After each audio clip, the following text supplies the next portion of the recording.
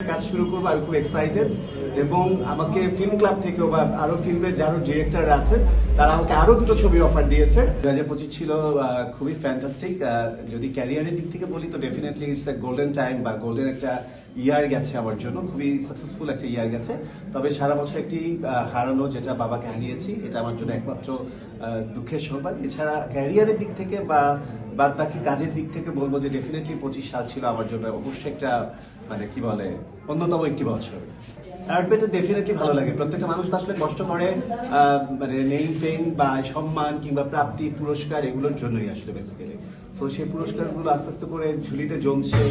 So definitely এটা তো আমার জন্য অবশ্যই আনন্দের এবং সম্মানের।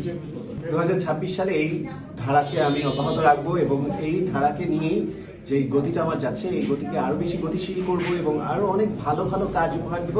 এবং আপনার দীর্ঘদিন ধরে যে ছবিটার জন্য আমার যে চলচ্চিত্রে অভিষেক বা চলচ্চিত্রে পদার্পণের যে নিউজটার জন্য আপনারা অপেক্ষা করছিলেন, আগামী 26-এ আমি সেই ছবিটার শুটিং শুরু করব এবং পুরো দমে আরো বেশি অনেক অনেক বেশি অ্যাক্টিভিটিস আপনারা আমাকে দেখবেন। ছবিটা হলো বাংলাদেশের খুবই প্রখ্যাত পরিচালক নার্গিস আক্তার, নার্গিস আপার ছবি।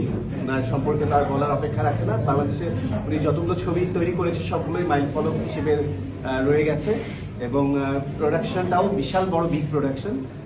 আমাদের যে মান্না ভাইয়ের প্রোডাকশন, কৃতাঞ্জলি চলচ্চিত্র, মান্না ভাইয়ের প্রোডাকশন থেকে তার ওয়াইফ শেলিকাদের ভাবি ছবিটা বানাচ্ছে। তো এই ছবিটা কাজ শুরু করবো, আমি খুব এক্সাইটেড এবং আমাকে ফিল্ম ক্লাব থেকেও বা আরো ফিল্মের যারা ডিরেক্টর আছেন তারা আমাকে আরো দুটো ছবির অফার দিয়েছে। তো আমি সবকিছু মিলিয়ে বিবেচনা করছি কিনা আসলে কি আমি ফিল্মে মানে ব্যস্ত হবো কিনা বা ছবিতে অভিনয়ের সাথে যুক্ত ওভাবে করে হবো কিনা একটু ভাবছি। আমি সিনেমার নায়কের জন্য আসলে একেবারেই চলচ্চিত্রে যোগদান করা বা যুক্ত হওয়ার কোনো বিষয় না। আমি চলচ্চিত্রে কাজ করবো, ডিজাইনার কোরিওগ্রাফার হিসেবেও কাজ করবো এবং যে চরিত্রগুলো বা যেটা আমার সাথে সময়োপযোগী যুগোপযোগী এবং আমার সাথে ব্যাচে বলে মিলে যায় সে ধরনের চরিত্র, যেটাতে অনেক অভিনয় আছে, অনেক কিছু বোল্ড কিছু ব্যাপার স্যাপার আছে যেগুলো এখানে অনেকেই দ্বারা পসিবল না, যেটা শুধুমাত্র আবুফ খানকে দিয়েই পসিবল।